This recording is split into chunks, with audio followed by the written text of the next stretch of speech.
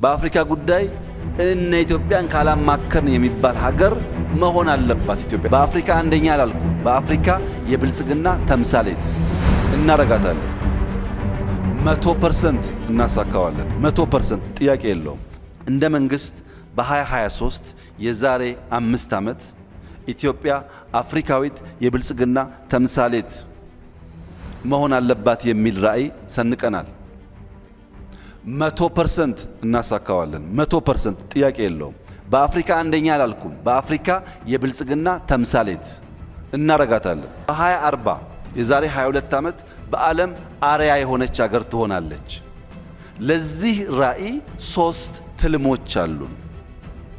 3 ትልሞች አሉን። አንደኛው ሰብአዊ ልዕልና፣ የማይናቅ ፓስፖርት ያላቸው ልጆች፣ የስንዴ እርዳታ ሄደላት የሚባል ዜና የማይሰማባቸው ልጆች፣ አንዳንድ ሀገር ረዱ የሚባሉ ልጆች፣ ሰብአዊ ልዕልና ያላቸው የተከበሩ ራሳቸውን ያከበሩ ልጆች ይኖሩናል።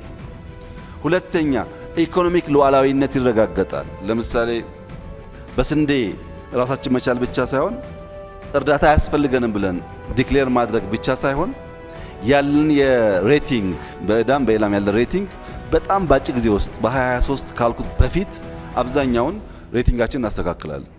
ለዚህ አስቻይ ሁኔታዎች በሚጨበጥ ሁኔታ በሀገራችን ውስጥ እየተከወኑ ይገኛሉ። አፍሪካዊት ኃይል መሆን እንፈልጋለን። በምግብ ራስ መቻል ብቻ አይደለም። በአፍሪካ ኃያል ምክር የምትጠየቅ በአፍሪካ ጉዳይ እነ ኢትዮጵያን ካላማከርን የሚባል ሀገር መሆን አለባት ኢትዮጵያ። ትልሙ አንዱ እሱ ነው። ራሷን መቻል ብቻ አይደለም። በቀጠናው ባላት ሚና ውስጥ በስንዴ ምክንያት በደህንነት ምክንያት ያላት ዊዝደምና ብቃት አንደርማይን እንዳይደረግ ማድረግ ነው። ለዚህ ደግሞ 5 ምሰሶዎች አሉ። አንደኛው ምሰሶ ኳሊቲ ግሮዝ ነው። ፎር ዘ ላስት 7 years $1 ኮመርሻል ሎን አልወሰንም። $1 ለምን? ኮመርሻል ሎን በእኛ ኢንስቲቱሽናል ካፓሲቲ አምጥተን ኢንቨስት አድርገን ሪተርን ኦን ኢንቨስትመንት ሃርነስ ማድረግ የምንችልበት ጊዜ ሳይደርስ ክፍያ ይጠየቃል። የኳሊቲ ግሮዝ እንዲረጋገጥ ይሄን እዳ ከፍለን ሌላ ኮመርሻል ሎን ብናመጣ አንዳንድ ሀገራት እንደሚያደርጉት ለልጆቻችን ቅድም ያሰኑ ማሳካት አንችልም። ሁለተኛ ፓብሊክ ፒፕል ፓርትነርሺፕ ነው። ለምሳሌ ግሪን ሌጋሲ ፓብሊክ ፒፕል ፓርትነርሺፕ ባይፈጠር ኖሮ 48 ቢሊየን በየትኛውም መንገድ ኢትዮጵያ ማሳካት አትችልም። ሪቨርሳይድ ከእንጦጦ ጀምሮ እስከ ፒኮክ ያለው 26-27 ኪሎ ሜትር በጣም ኢምፕሬሲቭ ስራ ነው። በጣም የሚያኮራ ስራ ነው። ባይዘው በጣም የሚያኮራ ስራ ነው። ይሄ ስራ ውስጥ አዲስ አበባ ወደ 1.3 ትሪሊየን ብር ኢንቨስትመንት አትራክት አድርጓል።